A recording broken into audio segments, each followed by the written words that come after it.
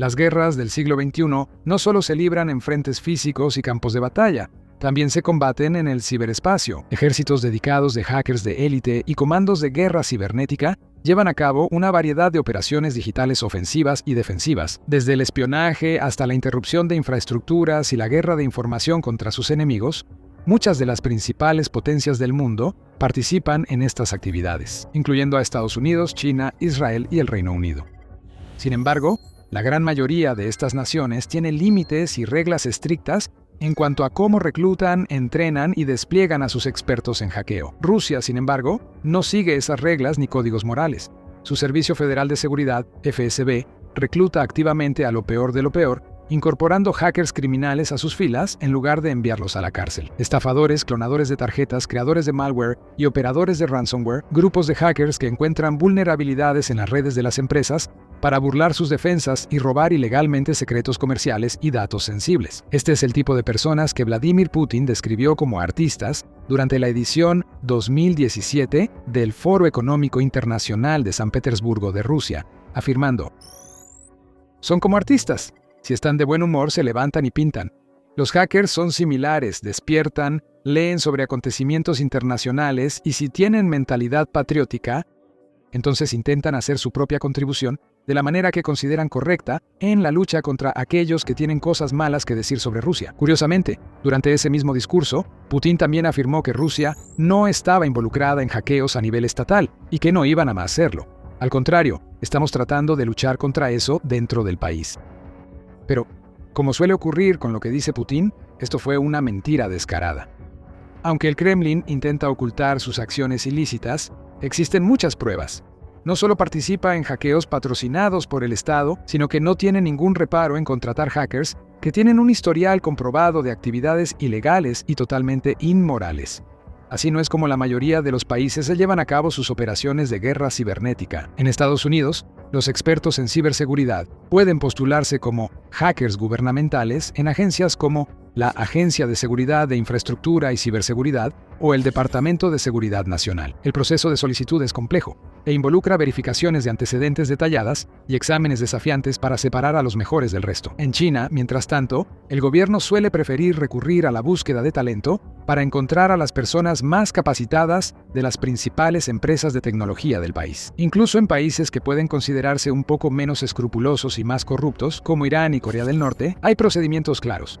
Por ejemplo, el ejército puede participar en la contratación y capacitación de expertos en TI talentosos. Los niños prodigio pueden recibir ofertas para ingresar a escuelas de élite en ciencia y tecnología e inscribirse en cursos intensivos de programación.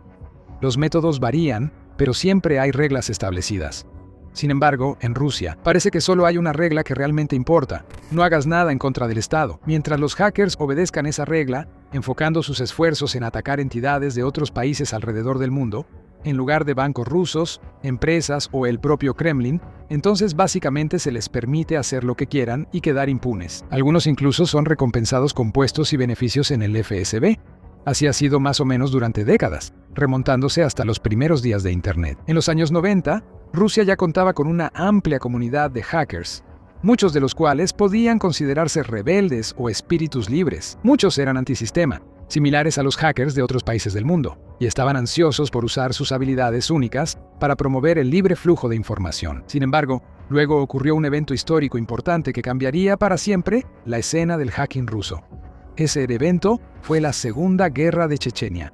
En agosto de 1999, combatientes muyahidines islamistas de Chechenia realizaron incursiones armadas en la República Rusa de Dagestán para apoyar a los rebeldes separatistas de la región. Esperaban formar un Dagestán y Chechenia unidos que operarían bajo un gobierno islámico y expulsarían a todos los rusos de la zona. El gobierno ruso intervino y hubo una breve batalla, donde el ejército ruso fue demasiado para los rebeldes y separatistas.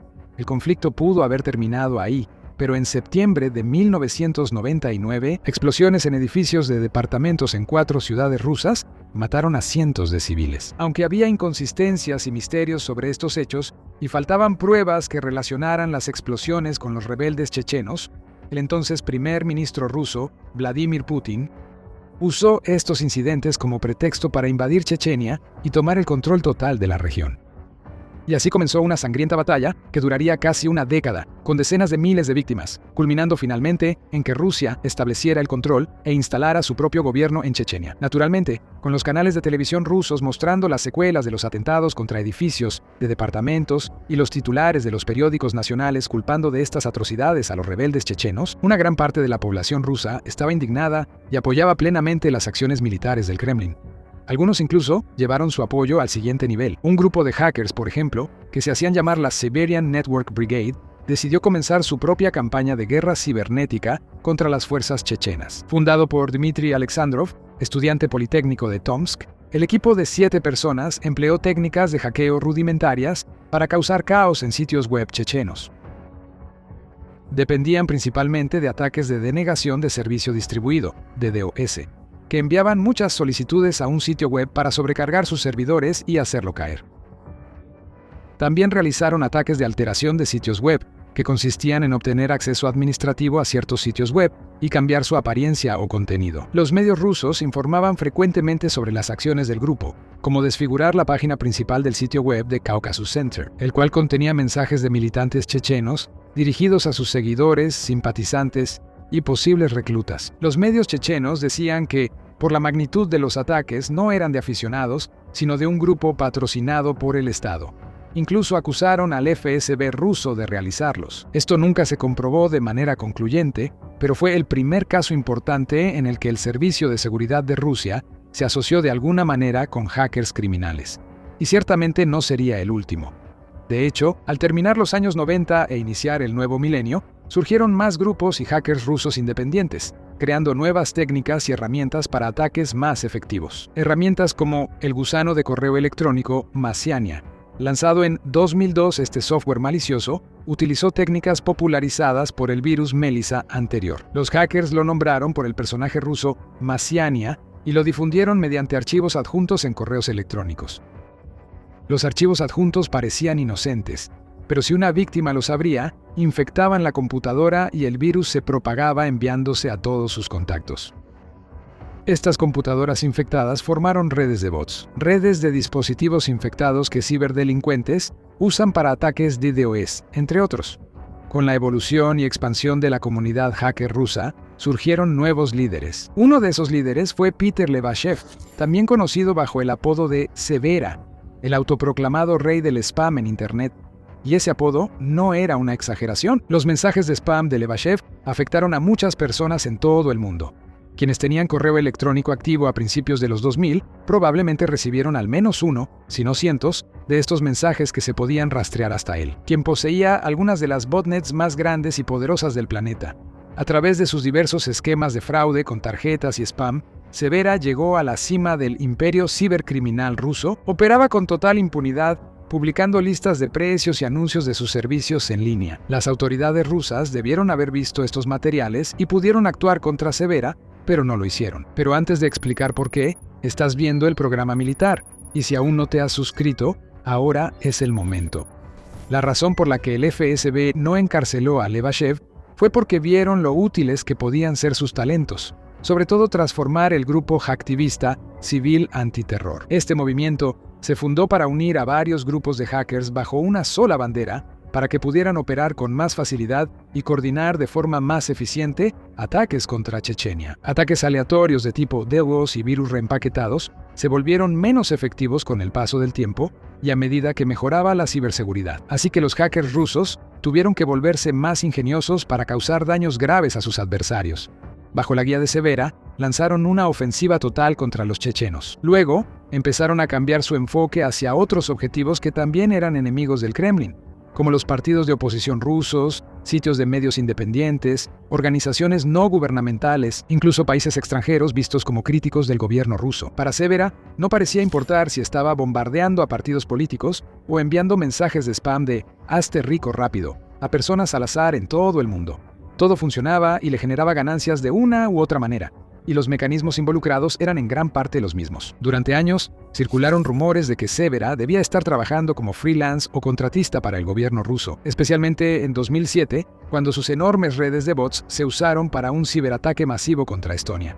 Años después, políticos del movimiento Nashi y del partido gobernante Rusia Unida admitieron haber participado en este ataque, y Severa también reconoció que había estado trabajando con el partido. Y la evidencia siguió acumulándose.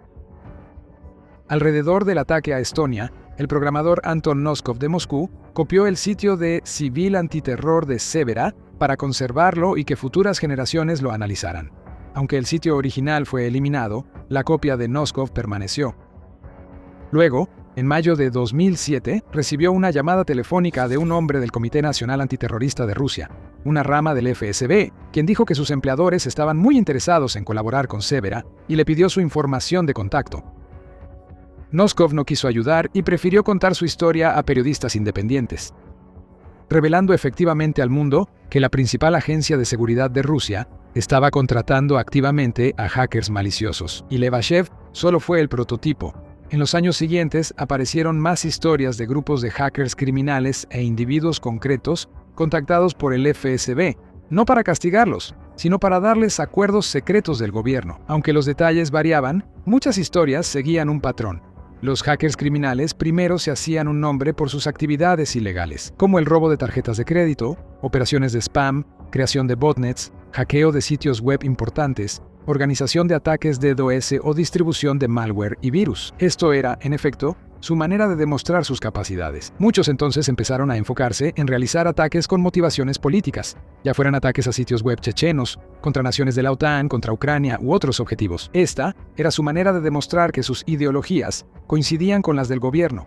Una vez que el FSB identificaba a hackers que parecían tener habilidades excepcionales e intereses que coincidían con los suyos, se ponían en contacto con ellos, a veces ofreciéndoles una colaboración informal o encubierta, pero otras veces reclutándolos directamente en el ejército de hackers cada vez más grande y poderoso de la agencia. Era una situación en la que todos salían ganando.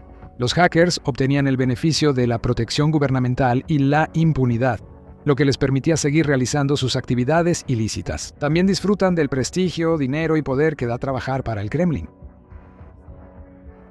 El Estado puede usar a operadores expertos en cibercrimen para ejecutar su voluntad, con botnets, malware e infraestructura criminal listos para operaciones ofensivas y guerra de la información contra enemigos nacionales e internacionales. Y como gran parte de esto se hace en secreto, el Estado también mantiene un nivel de negación plausible. El Kremlin, al final, también retiene el poder. Si sus mercenarios cibernéticos dejan de ser útiles, el FSB puede actuar fácilmente contra ellos, incluso enjuiciarlos, encarcelarlos y humillarlos públicamente. Tal fue el caso de Dmitry Dukachev, también conocido bajo el alias Forb. Forb, originario de un pequeño pueblo, entró al mundo del hacking desde joven. Apasionado de los videojuegos, hackeó a un proveedor local para obtener internet gratis. Solía documentar sus hazañas escribiendo blogs, artículos y dando entrevistas donde contaba detalles de su carrera en el cibercrimen. En 2002, por ejemplo, empezó a trabajar para una revista rusa de hacking, mientras también dirigía una operación de fraude con tarjetas. Presumía regularmente de hackear sitios web y pronto se mudó a Moscú para vivir una vida lujosa gracias a las ganancias de sus hackeos. Una noche, Forb y algunos amigos intentaban destruir cámaras de vigilancia en la capital rusa cuando fueron abordados por agentes de la ley.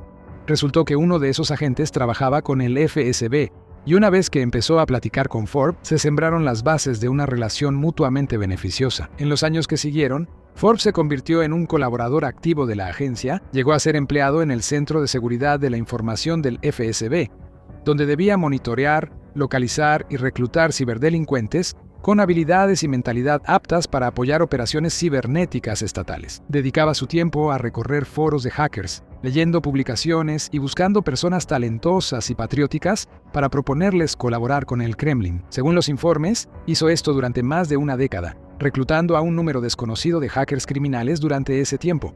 Sin embargo, en 2016, Forb pareció convertirse en más una carga que un activo para el FSB. Fue arrestado, acusado de transferir información clasificada a los Estados Unidos y acusado de traición. Él mantuvo su inocencia, afirmando que simplemente estaba siendo usado como chivo expiatorio, lo cual es completamente plausible dado el historial de Rusia, pero no fue suficiente para salvarlo de una sentencia de 6 años de prisión. Sería razonable pensar que la historia de Forb debería servir como advertencia para otros hackers que estén considerando trabajar con el gobierno. En realidad, sin embargo, no parecía disuadir a muchos de ellos de aceptar acuerdos con el FSB cuando se los ofrecían.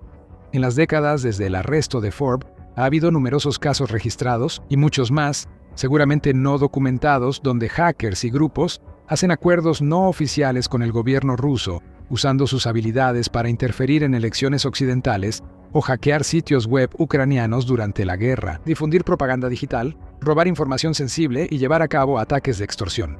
Está, por ejemplo, el infame grupo de hackers Evil Core, liderado por un hombre llamado Maxim Yakubets, quien a menudo es descrito en los medios rusos como el hacker que robó $100 millones y conduce un Lamborghini por las calles de Moscú, sin ningún riesgo de ser arrestado. ¿Por qué? Porque resulta que está casado con la hija de un ex alto funcionario de la FSB, quien usó su influencia no solo para proteger a Evil Core de ser procesados, sino también para integrarlo a la agencia. Varios informes afirman que la FSB ha encargado a Evil Core realizar espionaje digital y ciberataques agresivos contra países de la OTAN durante años. A cambio, al grupo se le ha permitido salirse con la suya en extensas operaciones de lavado de dinero, extorsión, ransomware y robos a gran escala. También está el igualmente notorio grupo hacktivista, Killnet. Operando principalmente a través de canales de Telegram, Killnet se formó en marzo de 2022 durante las primeras etapas de la guerra con Ucrania y ha continuado realizando numerosos ataques DDoS y ciberataques contra infraestructura crítica y sitios web gubernamentales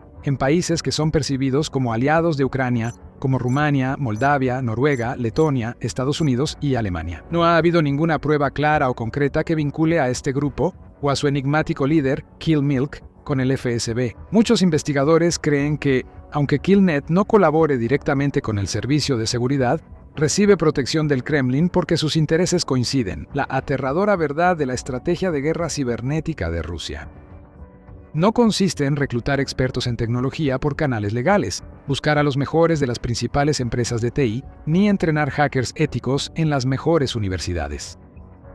Es una empresa clandestina y turbia que involucra agencias gubernamentales y se mezcla con grupos criminales sospechosos, negociando acuerdos ocultos que permiten a hackers seguir propagando virus y estafando a millones, siempre y cuando también hagan algo de trabajo para el Kremlin. Como muchas otras acciones del Kremlin, es una forma atroz de operar, pero es justo lo que esperamos del régimen de Putin. Ese régimen podría estar llegando a su fin. Puedes aprender más sobre eso en este video, que detalla cómo incluso los aliados más cercanos de Putin han empezado a volverse en su contra y ahora están instando a su líder a terminar la guerra lo antes posible.